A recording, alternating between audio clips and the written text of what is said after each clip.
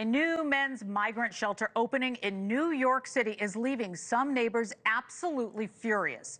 The new facility in the Bronx has 2,200 beds, and it's part of Mayor Adams' strategy to consolidate asylum seekers from shuttering shelters in other boroughs. NewsNation correspondent Caitlin Becker live in New York City for us. All right, there's been a lot of controversy about this, Caitlin. What else are you learning about the shelter?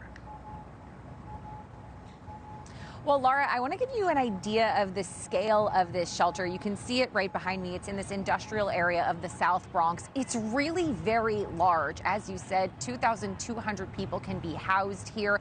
We've seen a pretty steady stream of people. There's cops outside, and I think this is the most we've seen throughout the day of men lining up with their bags and suitcases trying to get entrance into this shelter. It is only partially open at the moment. You can see actually as you look down here just how unfinished it is. You've got partitions and tables and a stack of what I believe are supposed to be bedding, these kind of ripped up mats. I'm not sure what they're going to do with those, but if those are the bedding options, they're certainly not good ones. And as you've said, people in the area, locals, are really upset about this, particularly because of the increased rates of crime that could happen in here. And the borough president here in the Bronx has said that this decision to open this shelter here was done without any really meaningful conversations with anyone in the area that will be impacted. However, Laura, not everyone is upset about the shelter opening. We spoke with a community member who has lived here for a very long time, who is an advocate who's down here ensuring that the migrants who are checking in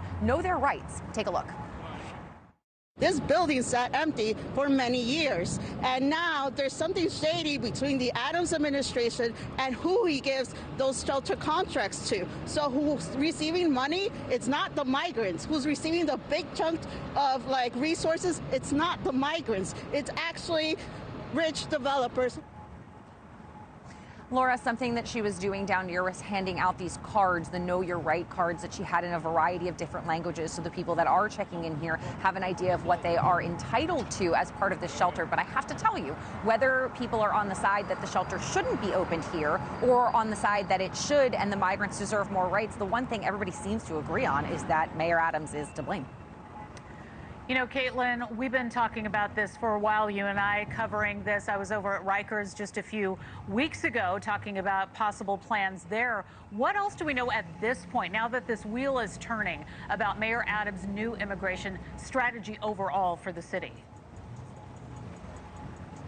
We know that the consolidation of these shelters is the main goal. The Adams administration really painting it as a positive. Look at how good we've done. We don't need this many, but of course, advocates for migrant rights are saying that's exactly the opposite. The goal here is to close about 53 by the time summer rolls around. And then there was the announcement just this week that the migrant shelter, centrally located, that was also an emergency relief center in Midtown Manhattan, that what used to be the Roosevelt Hotel, Laura, is going to be one of the latest to close.